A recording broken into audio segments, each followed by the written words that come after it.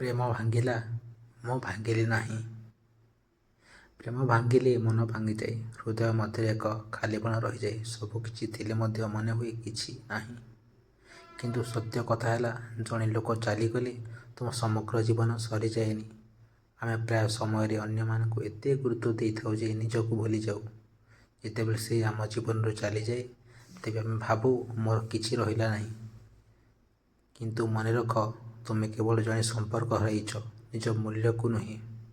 ଯିଏ ତୁମକୁ ଛାଡ଼ି ଚାଲିଗଲା, ସେ ତୁମକୁ ଅସ୍ୱୀକାର କଲା ନୁହେଁ, ସେ କେବଳ ତୁମ ପାଇଁ ଠିକ୍ ନୁହଁ। ଆଜି ଯଦି ତୁମେ ଦୁଃଖିତ, କାନ୍ଦୁଛ, ନିଜକୁ ଦୋଷ ଦେଉଛ, ସେଥିରେ ଲଜ୍ଜା କରିବାକୁ କିଛି ନାହିଁ। କାରଣ ଯିଏ ଗଭୀର ଭାବେ ଭଲ ପାଏ, ସେ ମନୁଷ୍ୟ ସବୁଠାରୁ ଅଧିକ ଯନ୍ତ୍ରଣା ପାଏ। ଯେଉଁ ଯନ୍ତ୍ରଣା ଆଜି ତୁମକୁ ଜଳାଉଛି, ଯେଉଁ ଯନ୍ତ୍ରଣା ଆସନ୍ତାକାଲି ତୁମକୁ ଜଳାଇବ। ନିଜ ଉପରେ କାମ କର, ନିଜ ସ୍ୱପ୍ନ ଉପରେ ଧ୍ୟାନ ଦିଅ, ନିଜ ମନକୁ ଶାନ୍ତ କର। ଯିଏ ତୁମ ମୂଲ୍ୟକୁ ବୁଝିଲା ନାହିଁ, ସେ ତୁମ ଜୀବନର ଶେଷ ଅଧ୍ୟାୟ ନୁହେଁ, ସେ ଥିଲା ତୁମ ପାଠ। ଆଜି ସିନା ସେ ତୁମକୁ ଛାଡ଼ି ଚାଲିଗଲା, ଦିନ ଆସିବ ତୁମେ ତାକୁ ତା ଦେଖାଇ ଦେବ। ପ୍ରେମ ଭାଙ୍ଗିଛି, କିନ୍ତୁ ତୁମ ଜୀବନ ଭାଙ୍ଗି ନାହିଁ। ଏହା ଆଜି ନୁହେଁ, ଆଗାମୀ କାଲି ତୁମେ ବୁଝିବ।